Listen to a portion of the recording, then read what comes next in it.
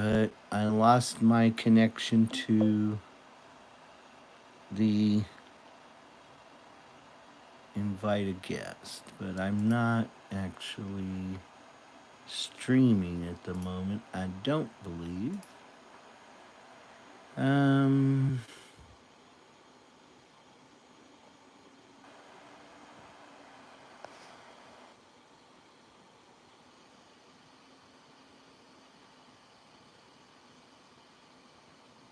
all right, so,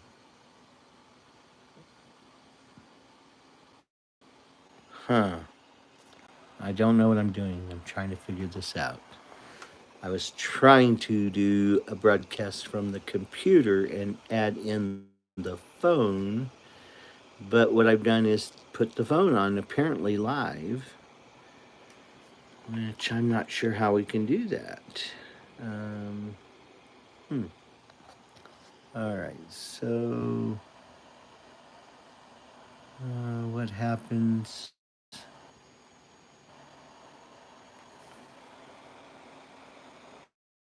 All right, let's copy this. Go here. Nope.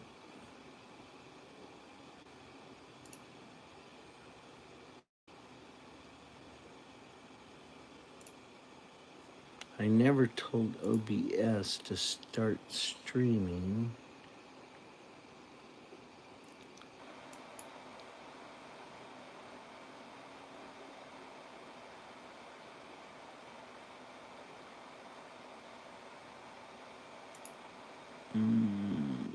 Let's take out this password.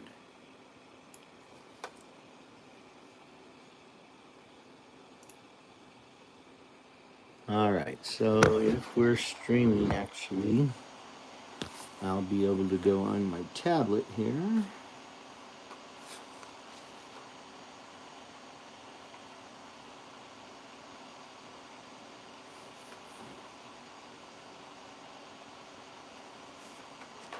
Let's just search here for danger aware.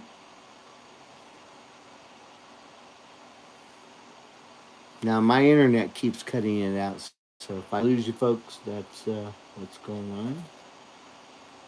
But I don't think anybody's watching because it's a private transmission. So nobody should be actually looking and watching. All right, so here we are.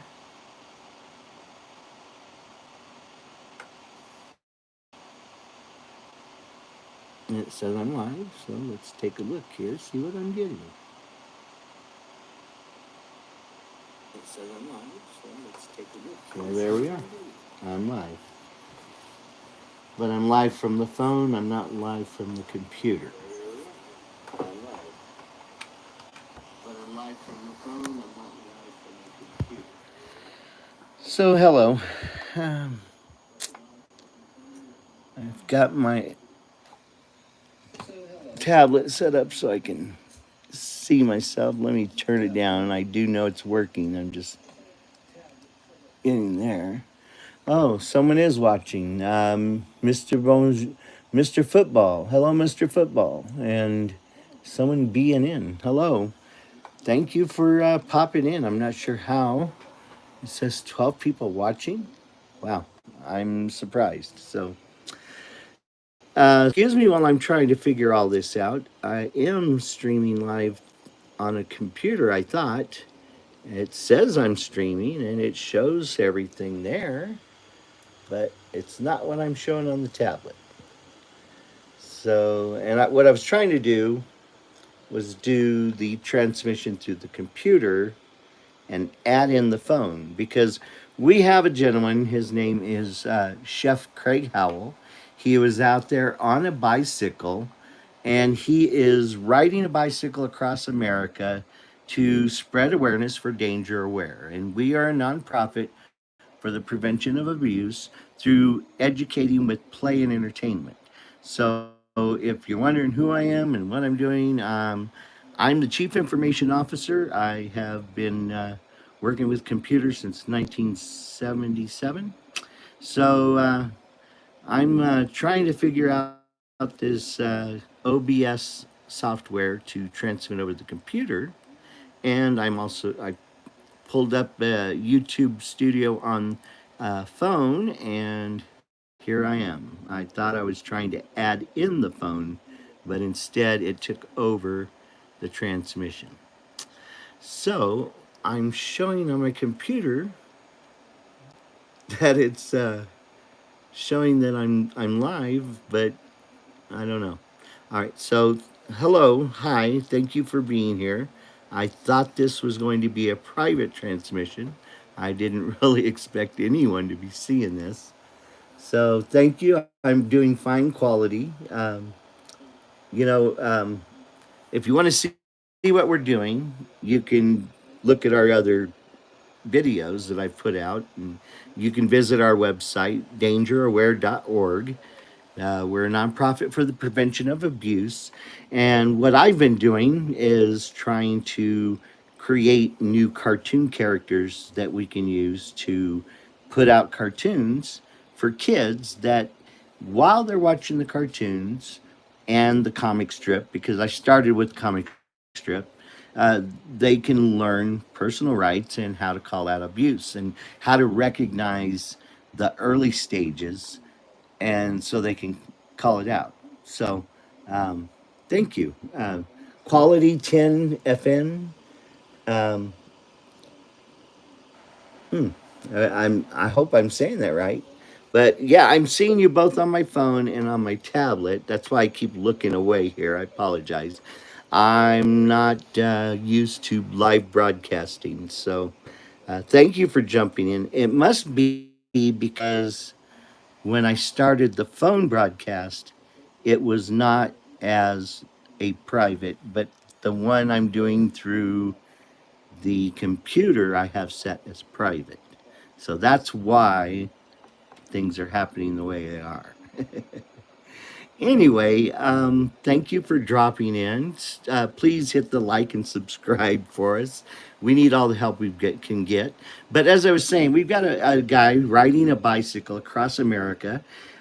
He's started in Fresno, California, and he's gotten through to, I believe it was Sioux City or Iowa Falls. He sent me the wrong city he was headed towards today, and then he corrected it. So I believe he's almost to Iowa Falls. Let me double check the text here. Yeah, Iowa Falls. That's where he's trying to get to next. So what's happening is he's letting people know about Danger Aware, about what we're doing. He's carrying cards and little pamphlets, and he's talking to people. But beyond that, if you catch him, he's on his way to Washington, D.C. And if you happen to be on his route and you want him to stop and cook for you, he will. And we set up his own channel. So it's under YouTube at Chef Craig Howell underscore Danger Aware. No spaces, just, all together. So at Chef Craig Howell underscore Danger Aware, and that will bring up his channel. And he puts out a video every day of part of his trip. And, he does a little bit of talking about us, but not much. But he's telling everybody where he's going. And currently, he's in this, there's a bicycling event in Ohio, I think it is. And um, it's called Ragbri, and he's now part of that event, which goes across the state. But once he's beyond there, he's continuing on across America. And if you look at our channel or go to dangeraware.org and click on the Bicycling Across America link, you can see the basic route he is planning on following. And so if you want him to stop by and cook for you, just check that route. If you happen to be near like 25 miles from the center of that route that we've got posted there, then you can email him or us. Info at dangerware.org will go to me. Craig.Howell at dangerware.org will go directly to Chef Craig. And so if you'd like to speak with him or email him, just email him at chefcraig at dangeraware.org. And so we want to get where he's on here with me talking to you guys about where he's at, what's going on with his trip, and all of that. We gave him a cell phone that has satellite functionality, so he can contact us in an emergency no matter where he's at, as long as he keeps power on the phone. And when he came through Colorado, which is where I am, I gave him a couple of little battery power packs, but I wasn't really thinking about it because the new iPhone uses USB C, and the power packs I gave him had USB B, ports on it, and standard USB A, but it didn't have USB C. But he picked up a conversion plug unit at the next town after he left here.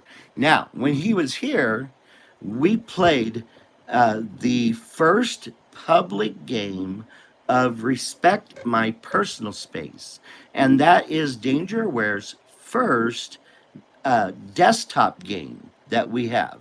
Most of our games are digital and online, and that's so anybody who has the internet can connect and, you know, get online. And yeah, he seems to be very strong with riding the bicycle. He's averaging like 120 miles a day on a good day. On his bad days, he's getting like 70 to 80 miles in a day, much more than I would do. You see I'm kind of chubby, but beyond that, I've got a neck issue, so I would never be out there on a bike. But I'm getting a call here. Uh, I think it was probably a scammer. I can ignore it. So anyway, while he was here, we played the game Respect My Personal Space, which is our first tabletop game. And we looked into having it mass produced, getting it commercially produced. But the expense and cost is extreme. You wouldn't believe it. It basically, if we want to get them 3D printed for us, the quote was like 76 or $86 per game. Okay, I had one done before we put the game out at all. I had one printed by a commercial 3D printing company because I have a 3D printer, but I would certainly not call myself an expert on using 3D printers. But I got on Fiverr and I hired a guy on there and I had them produce the first one. And it was a little bit too small, but it was beautiful. It is beautiful. Now I had to ship it to California because they had to see it there. But after I got that first one made, that one was $185. All right. So just to test the game to see if it would be playable, I had to spend $185.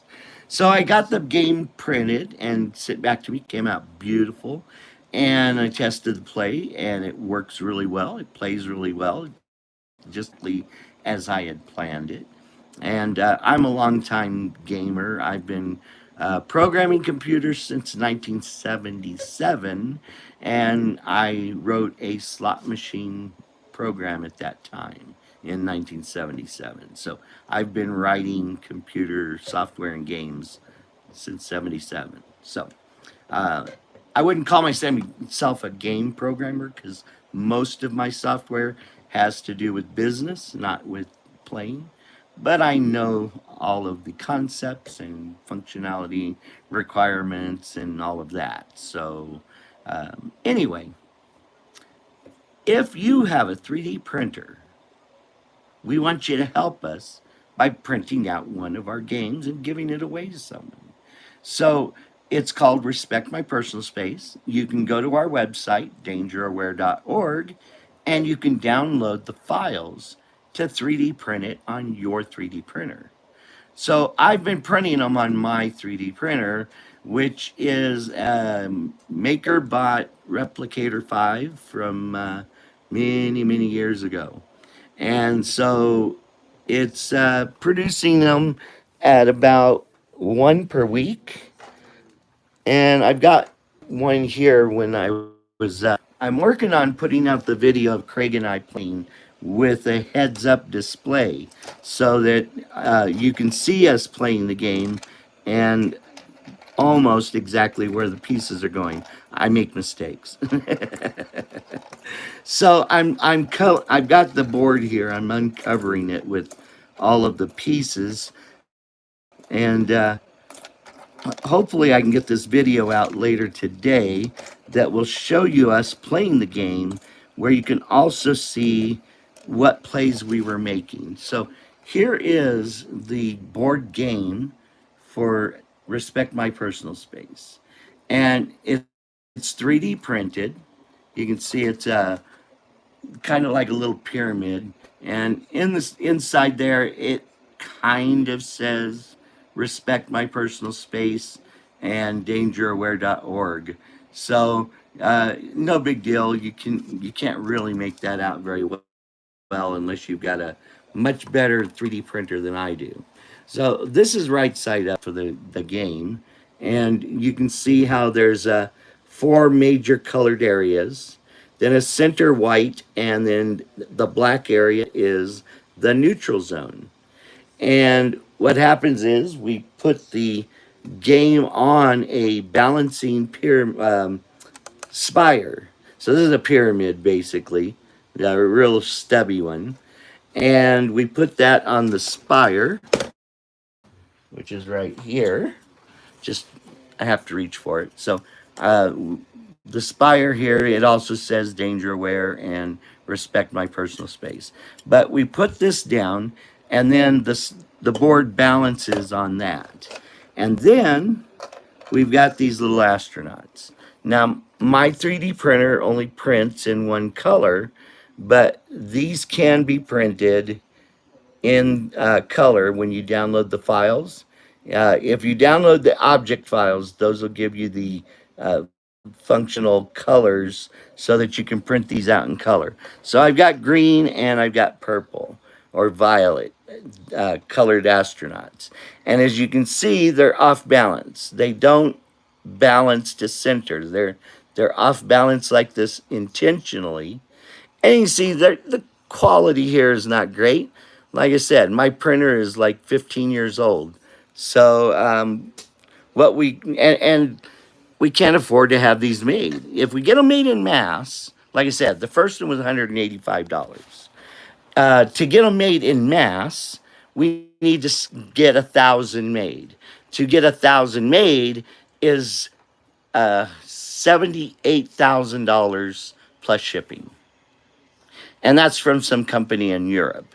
We could go with a company in China and probably get it a little cheaper, but maybe not. Under the current situation, it's hard to say. I've contacted a couple of companies in America, but they have also said they would have to go through China for the actual production if we wanted to go with plastic mold injection for all of this. And it may have to be redesigned. I don't know. I don't know anything about plastic injection molding. So I designed these in Tinkercad. I don't know if you know what Tinkercad is, but it's basically the 3D modeling software that if you've worked with MakerBot, that's the first one you're introduced to. But it's based on the company, or it's put out by the company that put out AutoCAD. And AutoCAD, if you don't know, was probably the premier and number one drafting and architecture software over the last 30, 40 years. And they've always continually upgraded their software to be more and more functional while still being easier and easier to use. So I was using AutoCAD back in oh, 89, 90, when I was working at a casino in Laughlin, Nevada. And so, anyway, um, we need help with dangeraware.org. We're looking for people who can write stories and who probably have gone under, some form of abuse themselves, because the reality is abuse touches 80% of humanity. And I've done a lot of research on this. Danger Aware was established 4 years ago by my older sister. She just turned, uh, well, I probably shouldn't say, but let's just say she's approaching 80. And she just had a birthday yesterday. So if you want to go to our YouTube channel and say happy birthday to her here on this video, I will get her to watch this video. And now that I know that it's live and people are actually watching me, and I'll let her know that you guys say happy birthday to her. But anyway, she started Danger. Well, I helped her start it. And the way it started was she wrote this little book, and it's called Stranger in the House, a Testimonial. And if you look on our website, it's the very first kids interaction you're going to come up with. I just did a rebuild on the web page yesterday, moving the PayPal button to the top, as we have not been getting very many donations, but we've gotten a few. So it was suggested by the CEO that we move the PayPal button to the top of the web page. So I've done that. And so if you go there, the first thing you can get is the book Stranger in the House, and it's in digital form. And that's how we started. So about 12, 13, maybe 14. No, let's see. It was 12 years when we started, so 16 years ago. So 16 years ago, my sister wrote a little book called Stranger in the House, a Testimonial. And if you go to our website, you can actually see a digital form. And she would print those up and hand them out to daycares and kids clubs and people who took care of children, just so that the book was laying around for the kids, to take if they wanted, or to read, or just whatever. And it's very simple, very simple. And the purpose of the book is not to point out any abuses, or to, try to show how to accuse people or anything like that.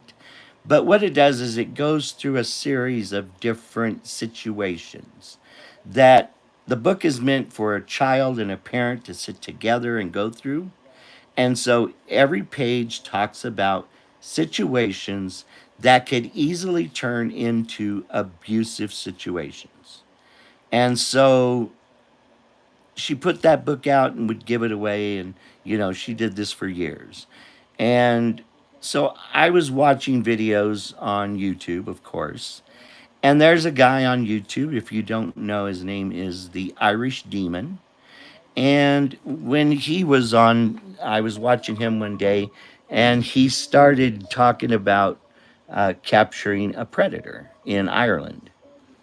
And I watched his video, and just the way he was handling things and what he was talking about, and the particular one was where this guy was on the phone, of course, or on the internet, with what he thought was a young girl. Or uh, I've watched so many of these videos now, it's hard to remember for sure.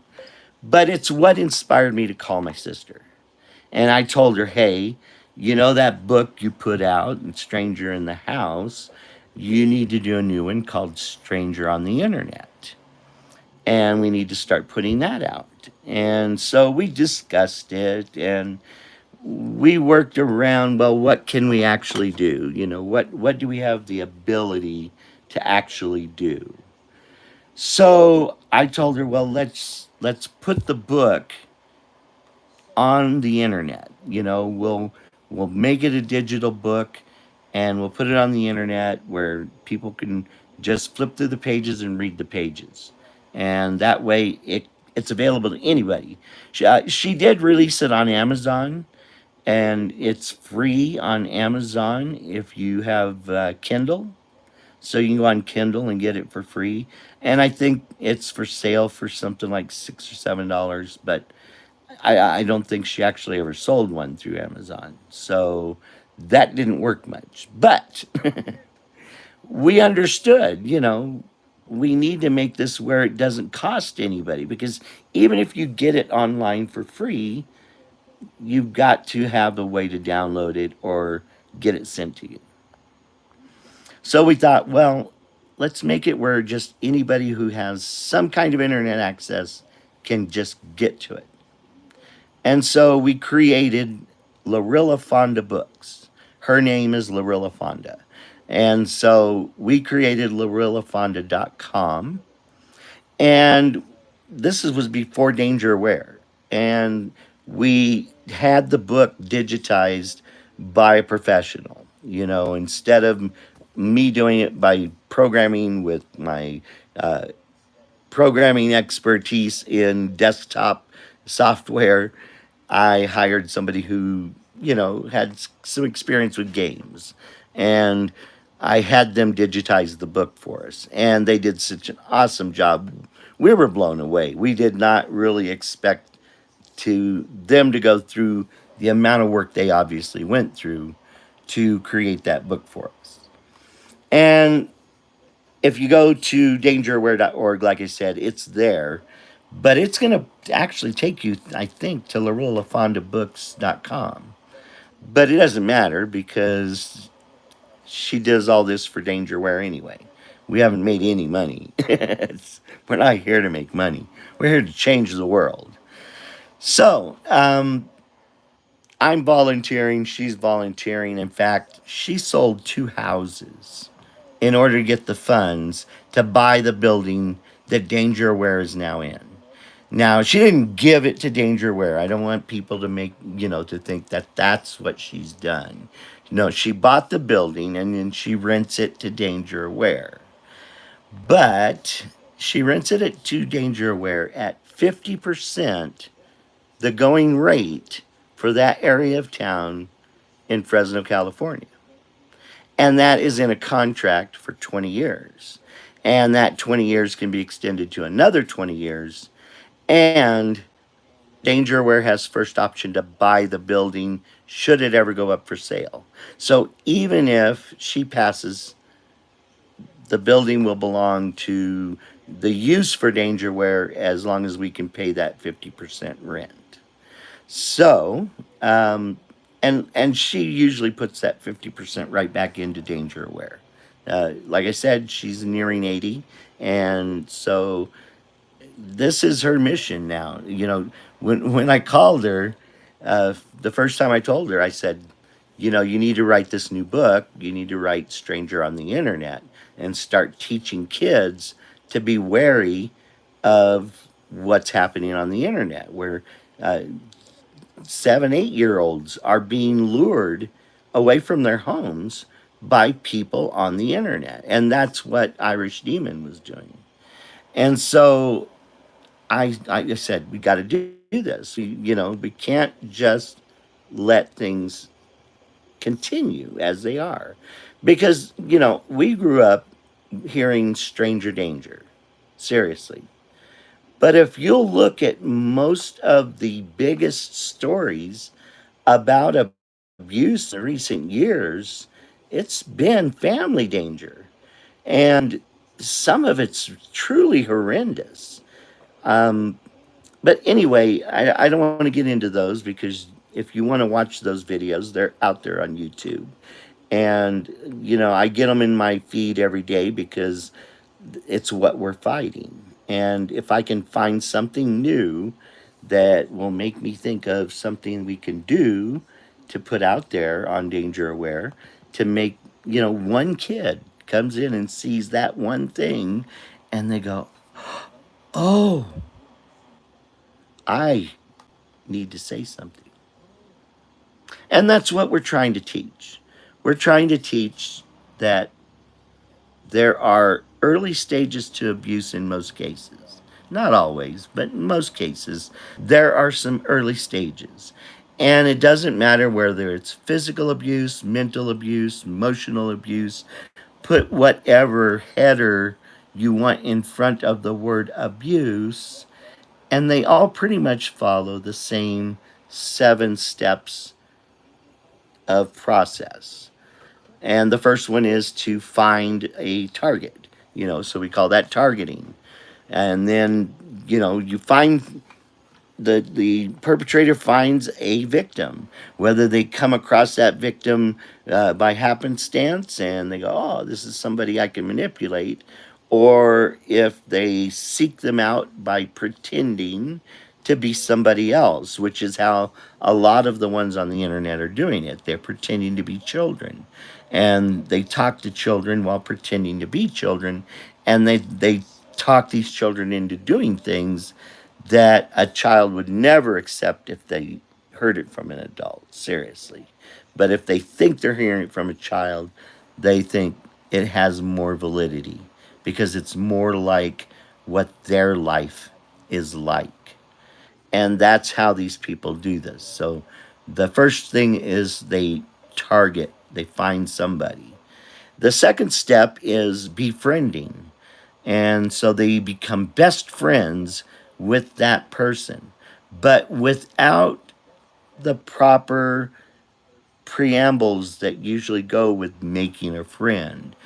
First introduction and getting to know who they are, meeting them, talking with them, finding about. The problem is, over the internet, it's very easy to be somebody else. And, while that's been true for the last 30 years, it's becoming more true. You can now get a facial mask that looks almost real, almost lifelike. You can do deep fakes on people that takes a little bit of work, but it's getting to the point where we will have programs that will give us a face mask and I will be able to talk to you live and it'll look like somebody else is talking to you. It will look like a child. It will sound like I'm a child speaking to you. And so we know this technology is coming. We know that the ability to do all of this is going to be here very shortly. And we already know that they're using the rudimentary versions of it to lure kids. So when they can actually seem to be a child, how much worse is it going to be? So the only option is education. We've got to educate children about the early stages of abuse, that somebody's going to target them and then they're going to become their friend. They're going to be very, very friendly, but it's going to be undue very friendliness. So we're trying to teach that. So if you can think of a way of teaching that, we need your help. Please come help us. We need writers. We need people that'll write stories, who'll draw cartoons, who'll do coloring pages that the kids can take and print out and then color, but the coloring should carry some kind of message. Not all of them. We're trying to do about 10%. We don't want our site to be so much about abuse prevention that it's a preachy place. We want it to be fun and entertaining, and during the process, you're picking up personal rights, how to call out the early stages of abuse, and prevent anything else happening. So, calling it out the first time. The first time you have a wait a minute, why is this happening from this person all of a sudden? You know, I better talk to somebody about this. That's what we need to teach. If you can't talk to a parent, talk to a teacher. If you can't talk to a teacher, talk to a doctor. If you can't talk to a doctor, talk to a nurse. If you can't talk to a nurse, talk to a policeman. If you can't talk to a policeman, talk to a grocer. If you can't talk to your grocer, talk to a stranger. And that's the difference between stranger danger. Instead of saying stranger danger, it's if a stranger approaches you. A child should be able to approach a stranger and say, "Hey, I need help." And 99.9% of the time, that person is going to help that child. So, stranger danger, yeah, there are strangers who are dangerous, but more strangers are not dangerous. And more strangers are going to help. And that's what we need to be teaching is it's the strangers that approach you unduly that are more likely to be the ones you want to avoid. But step three is ingratiating. And so after they become the friend, they find out, oh, what is it that this child or this person, because the abuse has nothing to do with a child only. Abuse transcends age, it transcends uh, social status, your education level, all of that does not matter. I've been doing a lot of research over the last 4 years on this, and it doesn't matter. There's less than uh, the percentage amount of change between any particular group you could pick out and any other group.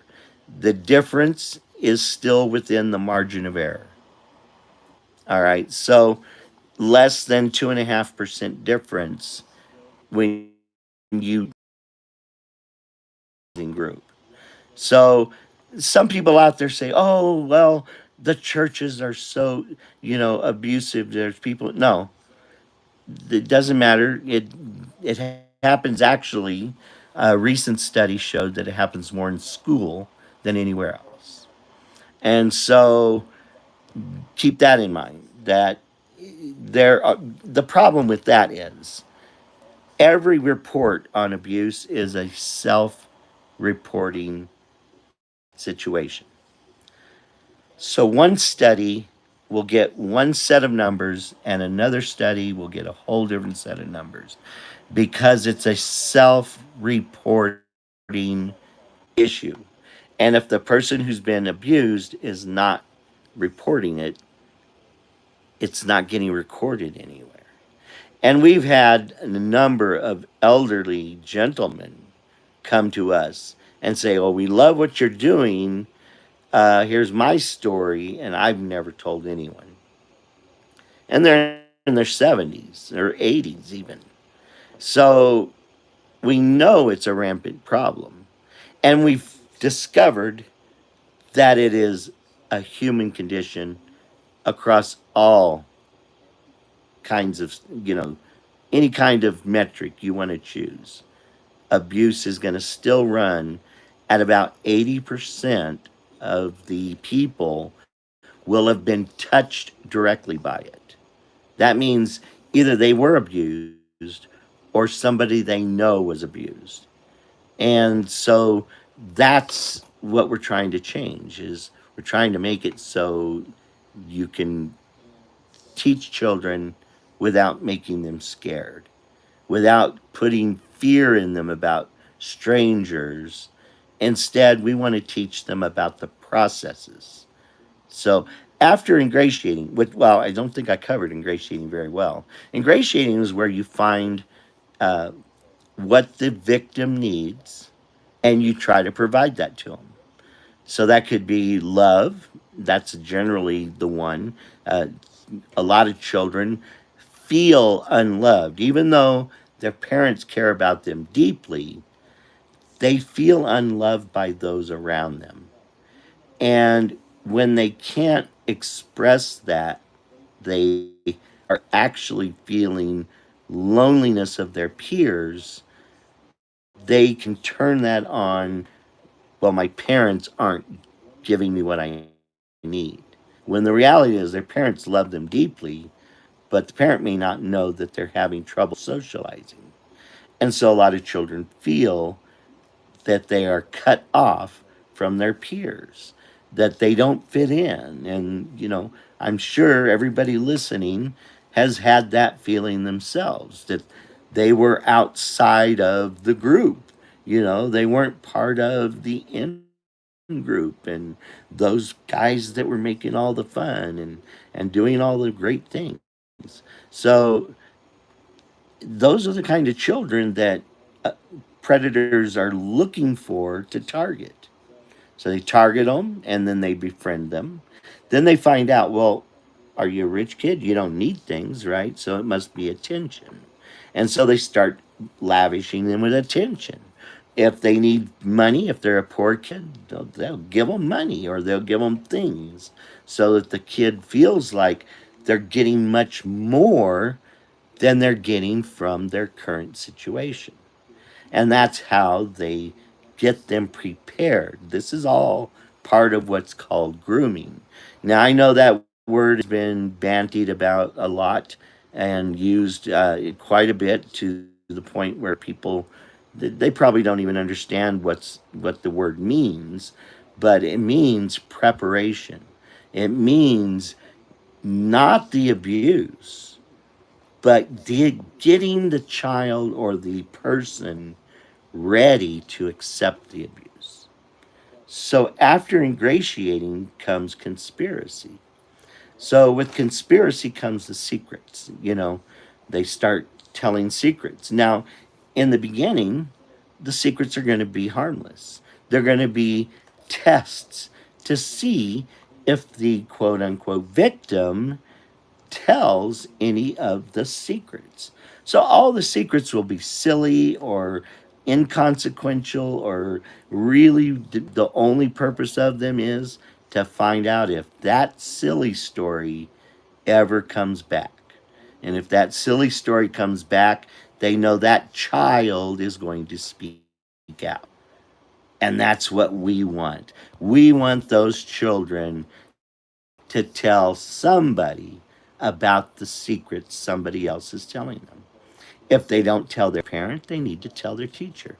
If they can't tell their teacher, they should tell their best friend. If they can't tell their best friend, again, so on and so forth, there are strangers who will help. And so if a child approaches a stranger and asks for help, 99.9% of the time, that stranger is going to help that child. I'm not telling you to tell your child to go out and start approaching every stranger. That's not what I'm saying. I'm just saying to let them know if they need help, they can approach almost any adult to seek help. And we want to teach that through our games and contests and so on.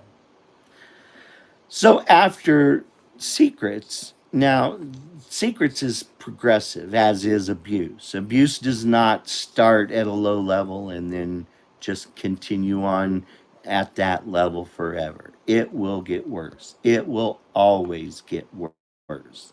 There will be more and more and more activities that increase the level of the abuse, no matter at what level it starts.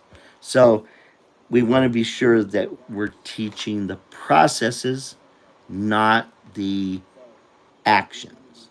It's hard to explain, but all abuses follow the same patterns in most cases. Not always, but in most cases. So after the start of the secrets, with the silly secrets, if none of the silly secrets come back, then it moves on to serious secrets.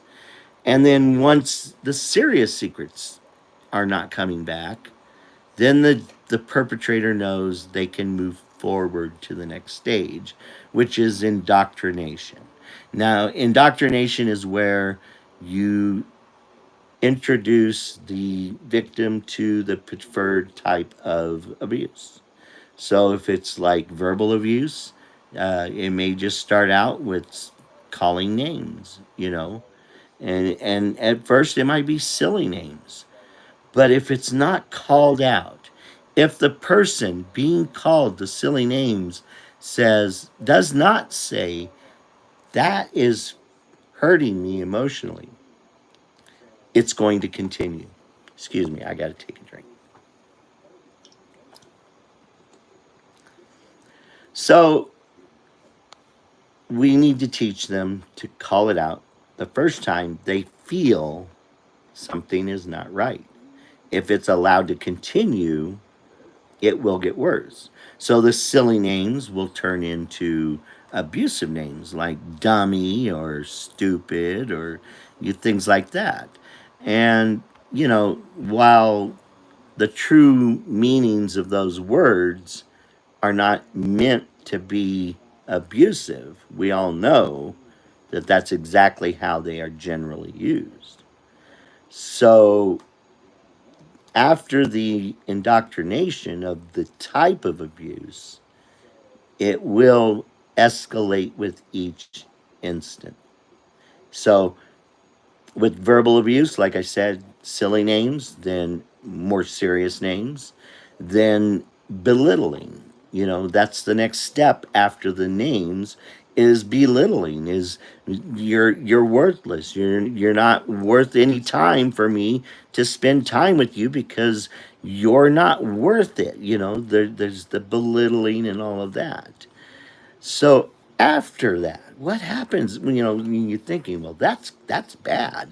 You know that how can there be more steps beyond that? Because just thinking through, well, it's going to get worse and worse and worse. And the verbal abuse may eventually become physical abuse. Okay, and generally, we have found through the research I've done, which, like I said, the research on abuse is hard to pin down, but you know, if a person is committing one type of abuse, they're generally doing some other type of abuse, if not on that same person, on other people. And so this is something that's going to escalate. It's going to keep getting worse and worse and worse and worse. But it doesn't end there. So what's number 6? What's the sixth step of abuse? Is called manipulation. Now you may be thinking, oh, wait a minute. They've been manipulating all along up to this step. Well, this point is the manipulation of others. And so generally, if somebody is in an abusive relationship, and this is not just children, like I said, this covers elderly people, it covers newlyweds, it covers people who've been married for 20 years. Doesn't matter. It can start at any time and it can get worse and worse and worse if it's allowed to. And the only way to stop it is to call it out and to call it out publicly so that not just the person who is making the attempt knows that you know, but that someone else knows that you and that person knows. So it's calling the potential abuse out early to prevent any true abuse later. But step 7 is manipulation, or step 6 is manipulation. And that's the manipulation of those around the victim that might, for whatever reason, help the victim out. So if it's, say, a newlywed and the spouse is abusive and they talk to their in laws, they're going to say, oh, well, how unstable they are, and they have a tendency to lie. And, when you use terms like this about somebody, when you're not specific, you're just vague, you're going to trigger thoughts in the person listening of that person having done those things in the past. Now, it may have been years and years and years ago, but that triggering of, oh, well, there was that one time when they lied about this and that. And, so it's possible, you know. And so anytime the abuser has interaction with those that might help the abusee, they're going to talk down that abusee. They're going to do whatever they can to make it seem like the abusee is unstable, unreliable, and cannot be trusted in anything they say. Because at this point, the abuse has gotten so far along that it generally is truly horrendous at that point. And the only choice the abuser has is to try to convince those around them that there is no way that if that person happens to say anything, anyone would believe them. That it would just take a few, oh, but you know how crazy they are, or you know how unstable they are, that's going to trigger that. So, what is step seven? Seven's got to be worse than the manipulation, right? Well, that's total control. So, by this point, most abusees will never escape. They will die being the victim. And they may die of old age being the victim, but they're still a victim. And we've got to teach everybody that if somebody's trying to abuse you, the best thing you can do is say, hey, why are you doing this? Why would you do that? And say it out loud. Say it where others can hear you. And that's what we're trying to teach. And so we're trying to do that with games and cartoons and coloring pages and contests and all that. So we need your help. If you have a 3D printer, you can help by printing out one of our new Respect My Personal Space games, tabletop games, and giving it away to your local school, your daycare, or kids club like Boys and Girls Club. We work with the Boys and Girls Club in Fresno, and that's probably where we're going to have our first Respect My Personal Space tournament. But I can't promise that. We don't have enough games printed up yet. So I can print about one game a week myself, and that's about it. And so we need help. We don't have the money to get them mass produced. To get them mass produced with injection molding, that was even more money, almost 100,000, and we would get 10,000 units, so we'd get more units, but the cost would be about 30,000 more, and yeah, so we don't have $100,000 to get a bunch of the games printed out. So please, if you have a 3D printer and it's just sitting there, it takes about $12 worth of PLA to print one of these games out.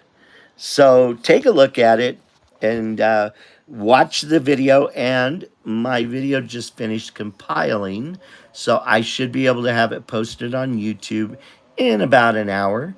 So I'm going to end my live stream because my mouth is getting very dry and from talking. And I appreciate you guys that have been here and watched and are still watching. I thank it. I thank you. Please hit that thumbs up. Subscribe to us. What I normally am doing when I'm on is drawing our cartoon characters in the software called Moho so that we can have them animated. And if you're an animator or you're a budding animator, you want to learn animation, we need somebody to want to learn to do animation. I don't want to do animation. Can I do animation? I can do animation. But do I want to do animation? No. I'm a computer programmer. I've got like here, let me show you. This is my certifications for Microsoft up here. So yeah, I'm not an animator, I'm a programmer. That's all I've done besides being a locksmith all my life. So, yeah, we need help. We need people who know how to write stories. We need people who know how to do animation. And if we can't find people who know how to do animation, we need people who want to learn how to do animation. And I will teach you what I've learned. And I've been learning this over the last 4 years. Am I a good animator? Probably not. But I can teach you the basics, and hopefully we can find somebody who will pick it up and go with it. So take a look at what we're doing. Watch a couple of my videos where I'm creating our characters. You can see how we can create basically an unlimited number of characters of any of our species of bugs. So we have bugs called the bugillagers. And if you go to our website and look at the comics, we've got the comics of the bugillagers.